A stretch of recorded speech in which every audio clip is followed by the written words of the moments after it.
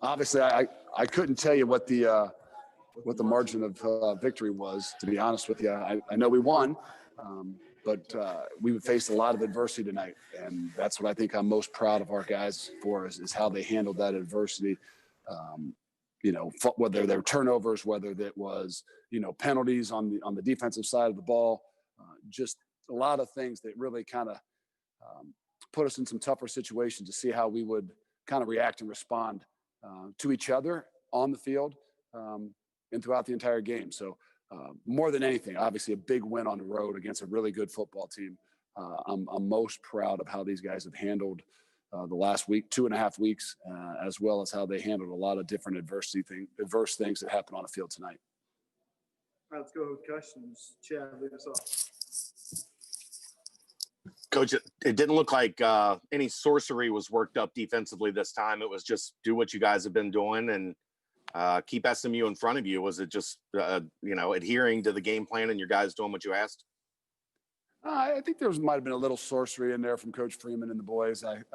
They mixed it up probably a lot more tonight than maybe we have all year. And I mean that not just on third down, on first and second down as well. But, when you've got the guys that we've got that play as hard as they do, it gives you an opportunity to kind of do some different things. And we knew we had to tonight.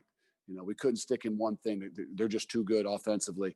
But you got to give a lot of credit to our guys who executed when they went out there and never let up, no matter what the situation was, no matter what the score got, even at the end of the game. They just kept fighting and kept battling, and they've taken some real pride in what it is that we do. How much was that fourth quarter a testament to the depth that you've been able to develop? Because it felt like 2 or 3 guys went down every other snap and they never missed a beat. And that's what I'm probably, like I said, I think we might have played at least 22, 23 guys tonight on defense. And that's a great thing for us. I know it's not always the greatest thing because we got some guys that are dinged up and got to be ready for next week. But to get those guys a lot of experience in a really big football game and for them to go out there and perform and live up to the standards that are set around here, especially in that Black Cat defense, I think it's really exciting for all of us. Coach, I know I've asked you a couple times this season about a quarterback competition. I don't think there is one anymore. For Desmond to have the game that he did tonight and to lead your team the way he did, what does that say about his character and just the type of kid he is? Well, there's always a competition. I think that's what Des loves best. But he is.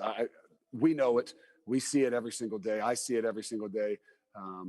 I was just waiting for some more people to be able to see it. Obviously, he's had his ups and downs, maybe what everybody sees on Saturday. He's led us to a lot of victories in the last 3 years. So his success rate is incredibly high, which obviously puts his, performance and the expectation really high.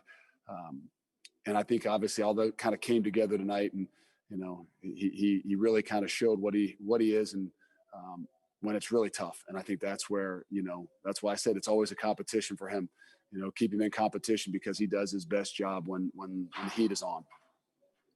He obviously had a ton of success running the ball. We hadn't necessarily seen that a bunch this season so far. Was that a part of the focus and game plan for this one?